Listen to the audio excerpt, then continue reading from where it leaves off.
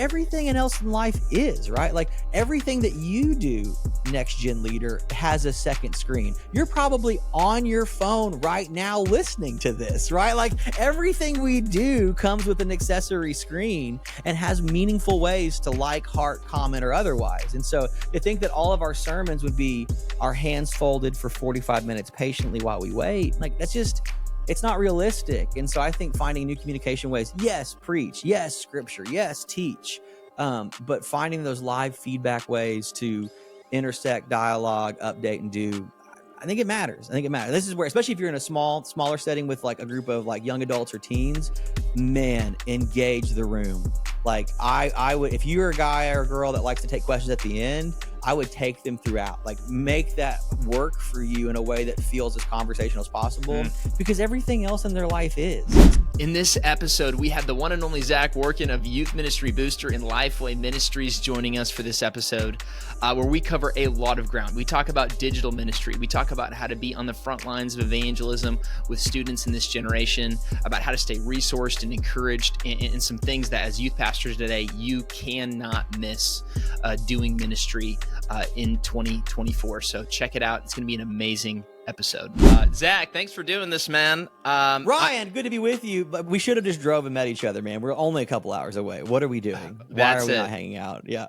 But I don't really want to be there because a second ago you told me there's a freaking tornado ripping through Tulsa. If I have a little tiredness in my voice, it's not for lack of enthusiasm. It's being woken up earlier than I normally do, which is usually pretty early because it is spring storm season here in Tornado Alley. I don't have any good meteorological names or terms for you right now, but we're looking for the Bowflex on the winds coming through. We saw little dovetails, little spin-ups that were happening at 5:15 this morning. So yeah, nothing like waking your 6 and 8-year-old up an hour and a half before they usually wake up to tell them, hey, we need to get in the closet because a tornado may be coming our way. So if you hear the tiredness in the voice, it's not because I don't want to be here. It's because this day started much earlier than it usually does. So question, on a groggy morning, what's in your cup? What's your caffeine of choice? Are you one of the psychotic no caffeiners? Oh, boo to those guys. No, I'm on the psychotic end of going to bed early, getting up. So big cup of water. I don't do coffee until after my workout. So I will do sometimes like either like a little pre-workout or a half Celsius or whatever.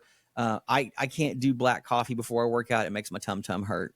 But I am a black coffee guy. It is pour overs or Chemexes most mornings. That's one of my favorite learnings from seminary, was the art of the slow ritual making good coffee in the morning. And so that's my gift to my wife and I, as we make good coffee every morning before she heads off to school and I head off to whatever's next. So good. So this morning we're out of our Stumptown cup.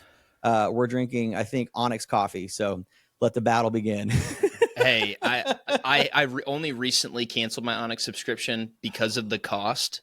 And I'm like, it like broke my, I literally emailed them because their website was like having an issue. I was like, yeah, I really don't. I think my first line of the email was like, I don't want to do this. This hurts. I don't so want to much. send this email. It's just really expensive. But Onyx is so good. I've spent a couple summers in Arkansas and yeah, dude, that was my spot. Onyx is high quality. Shout out to Coracle Coffee here in Tulsa and my buddy Tyler. He's my local guy for roasting. So if you're in the Tulsa area and need Coracle Coffee, he's my usual go-to, but he was out this week. Yeah. Dang. Okay. All right. Just a couple fun, quick fire warm-up questions. I want to know 3 words that you would use to describe yourself. I got no self-describe. Oh man, gross. I know. It's tough. It's like, we'll go with warm. I feel like when I show up, I usually try to help heat up the room, either with silliness or fun. For the folks playing along at home, yes, I'm an Enneagram 7. No, I have mixed feelings about it too, but 3, it's a really helpful tool. It's demonic. It probably is. I don't know. It's shorthand for understanding people. I am here for shorthand. As someone that meets a lot of people, I'm here for any kind of shorthand for learning about people. So warm. I try to be engaging, but that just sounds like, calling yourself a rad dude or whatever. I'm super engaging. Like, no, not if you say it that way. But I'm always curious. I want to learn about people. I think we got a late start on the podcast because we were just asking each other questions. That's how Chad and I got started. I just wanted to interview all these people and learn from them.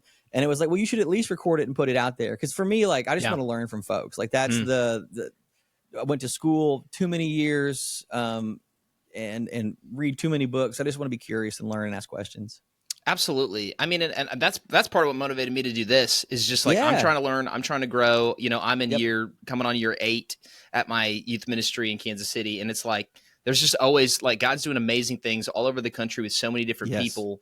And I think like that's huge. Like just that's having a spirit of curiosity with people, with yourself in ministry. But Zach, I know you're working with students for years. You're working with a lot of student pastors now. I'm excited to hear a little bit about what you're doing with Lifeway, a ministry that's blessed me in so many ways, and with your show. I mean, like you talk about being fun and warm and engaging, and like when I just need a little pick me up, and I listen to your show. Thanks, I listen to Youth you. Ministry Booster because like you guys are just fun, and I'm like, thanks, man. I did an interview with a guy at a church down in Dallas a couple weeks ago, and he's like, sometimes you can forget to just have fun in youth. Like this is supposed to be fun. He's like, you can get so serious and so focused on the goals and what's God doing and what about me and and it's like you just forget to have a good time and understanding like that God's given us a spirit of joy in what we do. But why don't fun is serious business, man. It's serious business.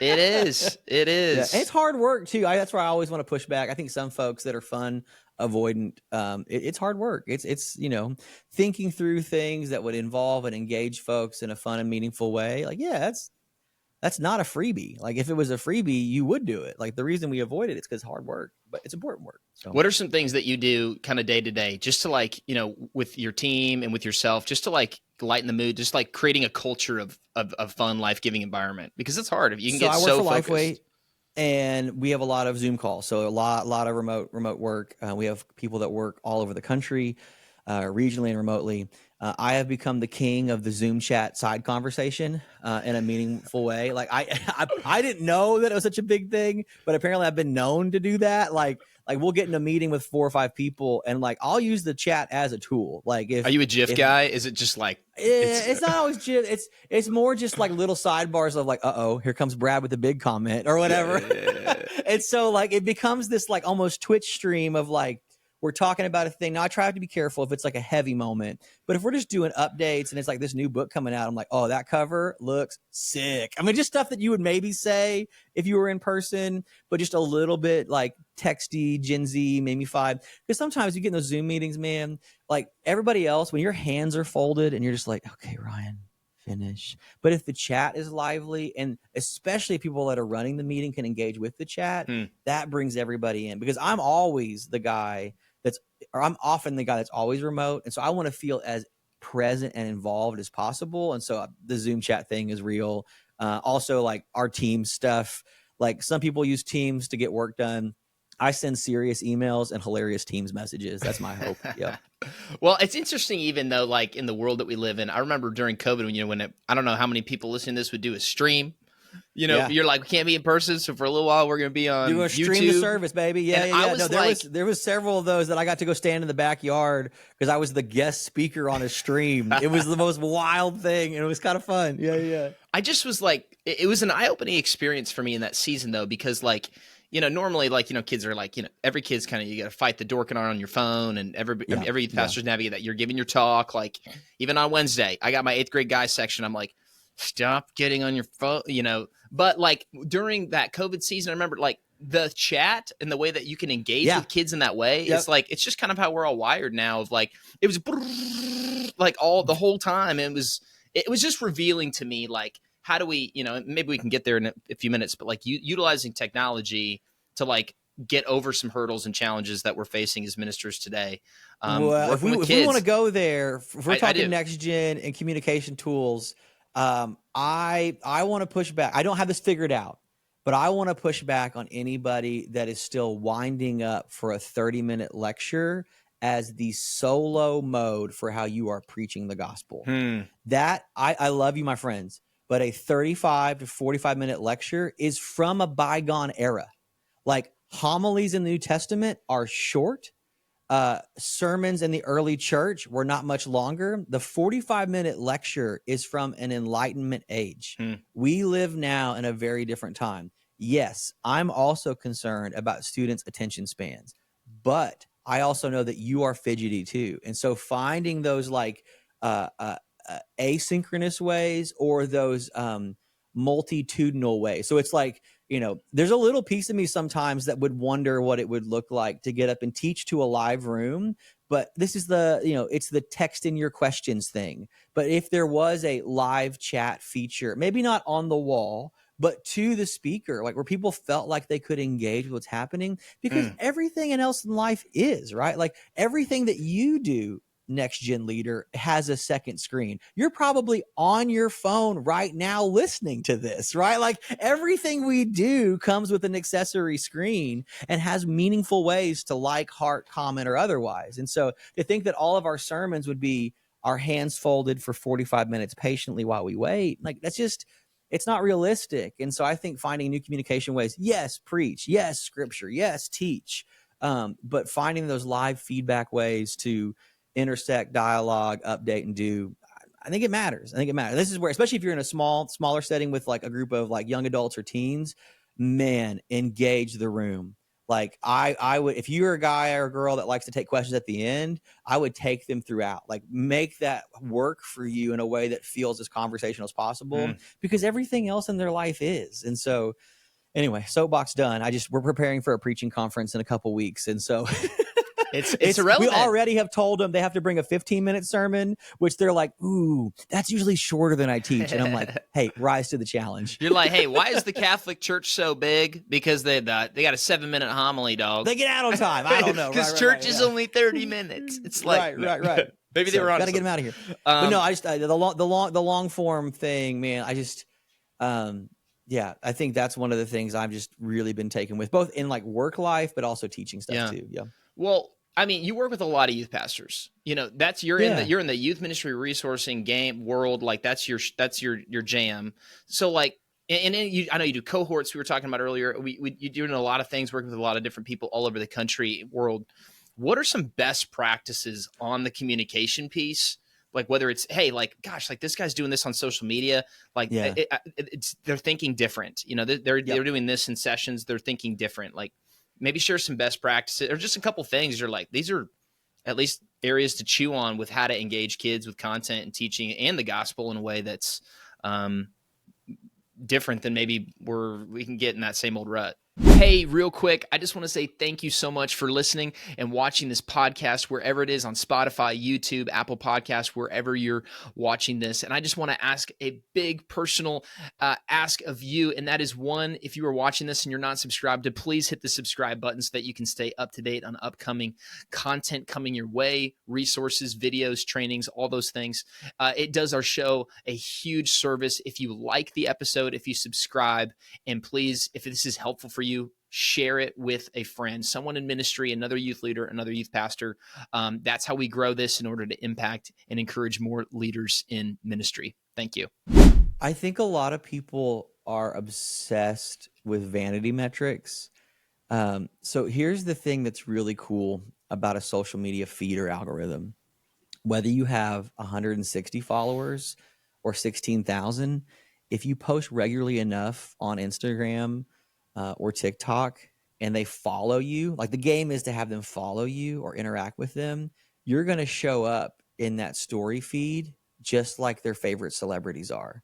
Yeah, your follower count is less, but when they're scrolling through, if you are consistent and engaging or interesting enough, you still are occupying time in their life and their feed. So you trying to grow your follower count for the church ministry doesn't really mean anything. You need to be connecting with, if you have 30 kids in your group and 37 families on your roll, don't aspire to a following of 3,000 like that. You reach the people in your group, use it as a communication tool. So reach those that like actually meaningfully know, and then speak in a way that's to them.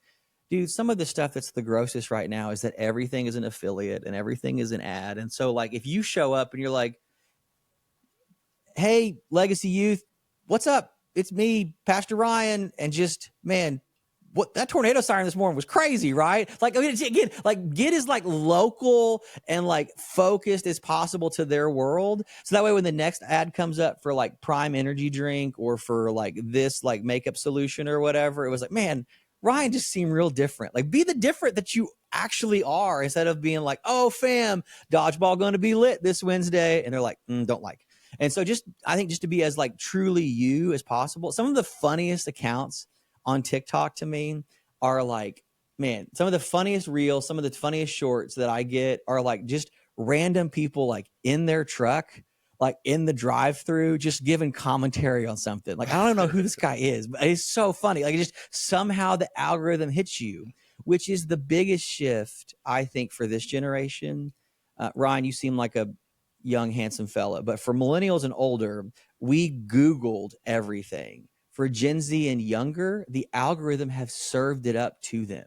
Yeah. Like, you're going to have to find ways to push it in front of them instead of hoping they find it. And I think that's some of the shift in like literally the epistemology of like how we're getting to know and learn stuff. And so get in front of them, man. Get in front of them. Utilize the stuff that you can. Who cares if the graphics aren't as cool as whatever? Coca-Cola was better than you anyway. You're never going to be as cool as Mountain Dew or pro wrestling or Twitch or whatever, but just do you, man. Like, they know you. And so when they see your face, it's like a welcome change. Yeah. What if you're somebody listening to this, you're like, I'm doing almost nothing.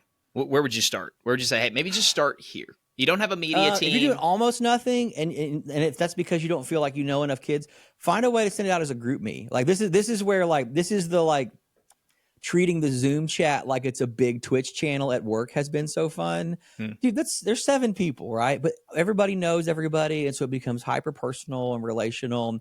And so like if you've got a group me going, because again, I think you in 2024, the frustrations that we feel about student ministry and kids either being there or not being there, whether that attendance is right or wrong or connected to them having family or extracurricular or school or sports activities, there's a lot of feelings that show up around attendance. But one of the things that it should not show up is that you have communication tools to reach as many of your students as possible throughout the week. There's no excuse. They're all free. And so whatever the right policy is for your church leadership of shared open authority, that multiple adult leaders are involved. So there's, it's always protected and everybody can see the messages. They're not disappearing. Like, policy protected and always publicly shared, but find the ways to communicate to your students. That could be a group me, that could be an Instagram thing. If it's a Discord channel, like whatever the right mode is for your students, find a way to be communicating with them throughout the week and not just hoping they show up on Sunday or midweek. Yeah. Like, it is wild to me. Like, man, nobody was here this night. Awesome. Nobody showed up. Hop on your phone and send that message out. Yeah. Being in person together is a holy and good practice, but we live into a busy culture. And so let's fight the battle by showing up where they're at, algorithm, deliver it to them, whether that's a text message directly to a group text or a group me or a Discord or whatever, but get in front of them, get connected to them, do the relational work. Yeah. I think that's all really, really good. So we're talking a little digital ministry. I mean, you kind of referenced and hinted at busyness and working with schedules and like keeping attention span and all the things that like, there's a lot of challenges that youth pastors face in today's culture. What do you feel like it's different, man? Ministry is marked by 2001, 2011, 2016, and 2020, and I'll save that one for the book for later. Yeah, we'll have to maybe we'll do part 2. Maybe we'll get you and Chad together and we'll do part 2 on that. There's 4 key years in the last 20 years that have been formative. Yep. In the era that we're in today, so if you're listening to this April 26th, 2024, what are your like top 3 challenges that you're like, man, youth pastors, I know you're facing it. We alluded to it. The busyness thing has many tendrils and roots. Families are busy. The world is busy. The world is noisy. Youth pastors, I think, sometimes feel compelled to be busy because the world is busy. So I would highly encourage folks to not try to compete with busy. I think sometimes when we're like, man, people aren't showing up to this, I'll just keep giving them more and more opportunities of things to show up to. Man, I would make every ask that you make of a student and their family to be somewhere at a certain time in person as meaningful, thoughtful, and as reverent as possible. Like stacking 3 or 4 weekly gatherings a week and wondering why nobody's coming. Well, you've asked too much of them. Everybody asked too much of them. Like, again, use the tools you have to connect prayer updates via text or post, to share messaging updates via video, sending thoughtful like Bible app, highlights and features, so many like connective tools, so that when you do gather, you don't feel the need to be rushed and busy in person. I think so. Busy is one of the problems. The other is noisy or anxious. I would love to see a wave of youth ministry that was highly fun, highly organized, but the program wasn't designed to be as loud and as hype as possible, but would be countercultural to all the loud and the noise. That was a place of rest and a place of respite. Like showing up to youth group was like, oh my gosh, it's my one chance this week to escape all the noise and all the drama. Oh, what a haven, right? Yeah. Like if Wednesday night wasn't like, it's like pep rally for Jesus, or whatever. Like if Wednesday night was like, oh man, I'm there. They've got food and coffee. We hang out. My friends are there. We talk about God. I get to share my struggles. Like, doesn't that sound right? Doesn't that sound? I was talking to a 7th grader. This is about 3 or 4 weeks ago, and he just seemed off. And we were just coming out of a relationship series, and we were talking about your relationship with authority, parents, teachers. So an honest conversation for any middle schooler, right? And he just came out, and he was just kind of looking a little funky. And I walked up, I was like, "Bro, like, what's going on, man? What's up, you bro?" seem off. And I'm not with the 7th grade guys, Okay, he's not your usual suspect. He's not one of my usual. He's there most weeks, but And I knew that he had a rough home life, but he was just like, I'm just struggling with what we talked about. Okay. And he was like, I'm like, okay. He's like, man, we're talking about like honoring our parents, but he's like, my dad doesn't work. He just drinks and smokes weed all day. And I just like, and then he's like, and my mom is the same. And he's like, I'm always going back and forth between my parents. He's like, I don't like my stepmom. She's mean to me and my dad. He's like, I just don't know what to do. And I'm just like, basically communicating that point. Like, he's like, his world is just chaos. Wrecked. Yeah, it's chaos. It's so much noise and chaos and sin and all these things. And I'm lack like, of leadership and And I'm like, him and his cousins, and he's got kind of a blended family. Like they all flaw. I'm like they come because I'm like, they're looking for peace. Yeah. So I'm just trying to think like, man, like how do we, to your, just piggyback on your point, sharing a story. Like, how do we like cut some noise? Maybe that might mean cutting a game. Maybe we take a little game break. Cutting game, tightening up that talk, because I'm going to give you the 5-minute video one tomorrow, right? Like maybe it's not about trying to talk them to death. Maybe you open it up for 3 minutes of silence. I don't know. Again, these are like little practices. Maybe small groups aren't trying to rush through 9 questions. Maybe they're sitting with 3 really good questions. Again, I see a lot of folks post online about like they're middle schoolers, they're leading clubs, and they're high schoolers, they're having jobs, they can handle it. And then it's just us mouthing at them for a long time. And I just like, man, let them work it out. And I think that if you want to get more kids to what you're doing in youth ministry, make it the thing that they can't find anywhere else. Don't be in competition with what everybody else is doing. Make it the thing that nobody else is offering. In the 90s, the reason the youth group was ping pong and pizza is because they had nowhere else to hang out. Like school was over and there was nowhere else to go. So they went to youth group because it was a thing to do. Now they have too many things to do and they just want somewhere that's safe and quiet because mom and dad were hollering or stepmom was cruel or they don't feel seen or loved at home.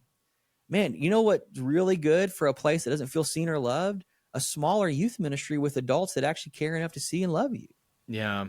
So that's so good. The third thing I would say though, man, so we talked about the busyness, talked about the noise and the anxiety.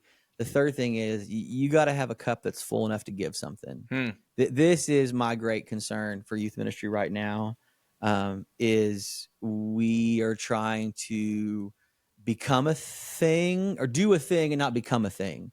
I think we're trying to do a lot of ministry instead of becoming a really faithful shepherd. I think in the ways in which we nurture our own faithfulness, the way in which we spend our own time, the way in which we love our own family, the way in which we show up to work hard, the way in which we carry ourselves to hopefully be as non-anxious as possible. Like all those things are cultivated well before midweek at 6:30.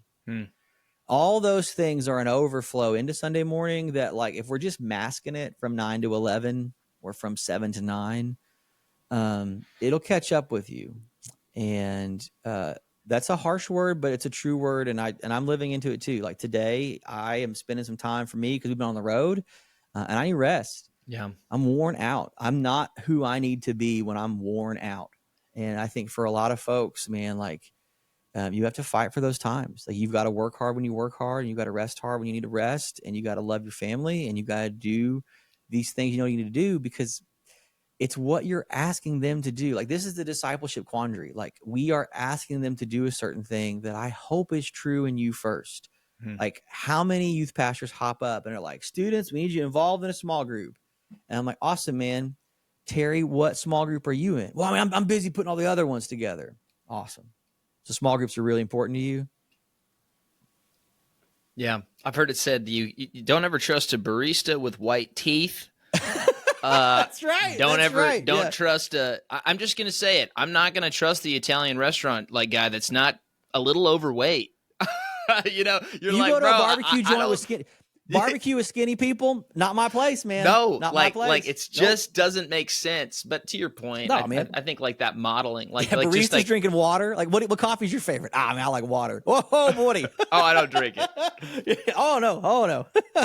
What's in the coffee? Yeah, but just like that. How do you even know? That old school model, assist, watch, leave. Like if you can't start that process without modeling. Like if you're not doing it, you know, like how more is caught than taught. Like how many times have we heard that? Dude. You know, I like had that's an amazing Jesus. pastor. He's still my friend today, and he was a good teacher. He was a creative teacher. The only sermon series that I remember from 7 years of a consistent youth pastor, it's when he showed some clips from the Matrix movie and people found out it was rated R and he got in trouble.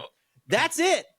The clips were fine. The clips were safe. He was really good, but it came from source material that some parents had questions about. Rightfully so. Who knows? But the point is, what I remember is who he was. And when I was young and called to ministry, that he gave me a chance to preach, spent a whole Sunday afternoon helping me prep it with commentaries and ideas. And to this day, I can still call him. What he did on Wednesdays, teaching and doing, I'm sure it was fine. It was probably fine. It was fine. Yeah, it was great. Well, you know, and I think I've been reflecting on this a lot, the idea of like, you know, you can't be everything. You're not going to be all things to all people. But I just think of that you know, not that story of Jesus, you know, feeding the 5,000. It's like, you know, I gave this talk to our leaders the other day of like, look, you might not have very much time. Maybe you've only got an hour outside of Wednesdays a month to do something with a kid in your group, or maybe I'm like, it's like the loaves and the fish. The boy didn't have very much, but the Lord multiplied what little he gave him. That's right. He had a meal. And Jesus does that with our time. He does that with our talent. So, maybe just as we kind of wrap up here, you know, and I want to hear a little bit just kind of about kind of what, you know, some resources, because I know you guys, what you do is like, you have so many great resources to help make youth pastors more efficient, take things off their plate, get them sermon series, put some stuff in their hands, get some training, you know, like, you know, you're helping, you know, hold the hands up. But what's something that you feel like in this season, you're like, youth pastors, you can't miss this. You've got to focus on this. Maybe as a word of wisdom that you're seeing maybe on trend to help youth pastors stay on mission and keep the main thing. Never underestimate that relationship work is slow, good work. I think everybody in youth ministry wants to know how to grow. I don't know if everybody has things in their life that get something else in your life that you're responsible for helping grow, and watch how long it takes. Whether it's your own kid or a plant in the backyard, or bees in an apiary, whatever it is, have something that's not a ministry and commit the time and attention to help it grow. And that will teach you. Dude, my wife has a garden, and I spend far more time tilling and weeding than I do getting to harvest. And I just think sometimes in ministry that we just like, man, it's all going to happen. It's all going to break through. It's all going to be awesome. And one of the lines that we say on our team that I would share with you and your listeners is that youth ministry is beautiful, but it is a long game and a short season. We are doing 6 years, 5 years, 3 years of work that we hope has dividends for 50. And that's the real truth of it. That's the real challenge of it. Like, bro, like Trent at 14, he's a nightmare. But Trent at 28 is your best volunteer. Yep. But it took 14 years. Yep. Yep. So, I mean, if we're talking about big stuff, man. Like, and so I just think we're talking about big stuff with limited time. So you tell me how much we should rightly expect. And I think adjusting those expectations, caring for our own health, nurturing our own spirit, like those are the things. We do this comparative thing of we see so many other ministries and so many other phases online or hear about them at conferences or on podcasts. We assume we should be at all of those phases at all times. Man, like chart your own growth. Like be, where were you last year to this year? Like this is that like morning journal kind of stuff. Like, man, we're about to enter into summer 24. In what ways is your ministry more healthy and growing than it was in summer 23? Not Ryan's, not Zach's, not Tim's, not Erica's, yours. Last year to this year, where are things at? And then let's do it again next year. Yeah, that's so good. Well, I know a lot of what you do, and like I said, I'm a huge fan of your Youth Ministry Booster podcast. It has been a huge source of encouragement for me, resourcing. 9 years this fall. That's too long. That's too much. Hey, but what you have is a catalog of resources for free, by the way, for any of you guys who Check are them like, out. man, the old ones are still funny. Yeah. If you're like, you're searching, how do I do this? I need a resource for this. Like, how do I work on volunteer training? How do I chat with parents? How do I dial in groups? Like, whatever the thing you're facing, I feel like you guys, there's an episode for almost something on there for almost everyone. And it's incredibly funny and encouraging. But I know you guys do a lot of other things to help resource pastors, especially student pastors. So I just want to give you, before we hop off, just a second, just to share some things, maybe just a couple of things you want to put on some youth pastors' radar, and just how pastors can get in touch with you. Yeah, man. So Lifeway students on the socials and the internet, we design trustworthy experiences for ministry leaders. So in student ministry, that means ongoing curriculum, awesome camps, short-term studies, and a bevy of other resources. So if you like student life or Fuge camps or Gospel Project or Hi-Fi or Bible Studies for Life, Explore the Bible, or you have an array of authors for the girls in your ministry, for your whole ministry for 6, 7, 8 weeks. We have a whole bunch of things to choose from. Our new devotional line is really awesome. They're all thematic in 30 days. This is vitamins for discipleship in your ministry. If I was in charge of a middle school or early high school group right now, I would pick one of those a month.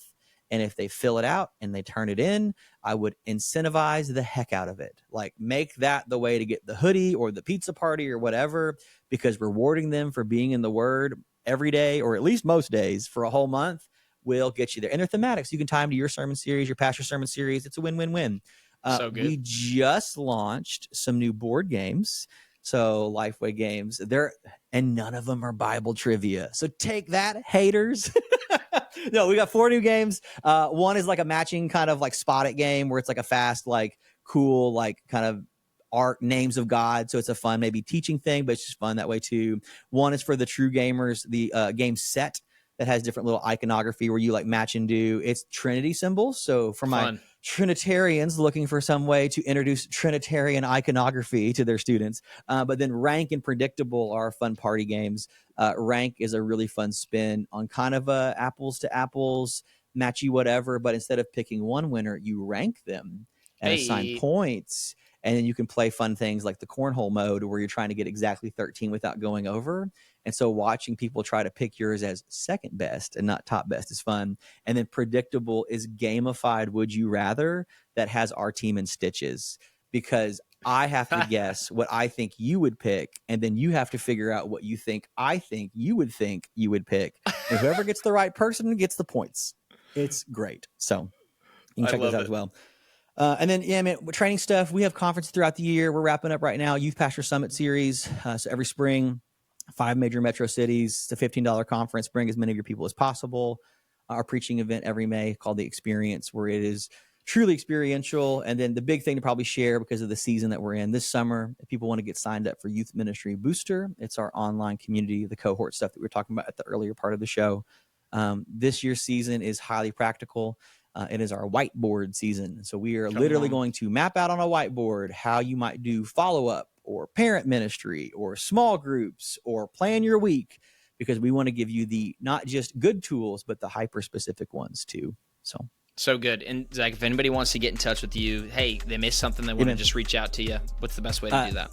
At Zac Workun on the Instagram. You can hit me up on the DMs, or Zac.Workun@Lifeway.com, which is actually a little hack. Everybody at Lifeway's email is first name, period, last name @Lifeway.com, from lowly me all the way up to our president and CEO. So if you know their name, you know the game. So I love it. Zach, thanks for your time today. Thanks, this Ryan. Has been awesome. And I'm hoping to catch you in person very soon. Let's do it, man. Kansas City or Tulsa barbecue coming to you. That's it. Hey, real quick, I just want to say thank you so much for listening and watching this podcast, wherever it is, on Spotify, YouTube, Apple Podcasts, wherever you're watching this. And I just want to ask a big personal ask of you, and that is, one, if you are watching this and you're not subscribed, to please hit the subscribe button so that you can stay up to date on upcoming content coming your way, resources, videos, trainings, all those things.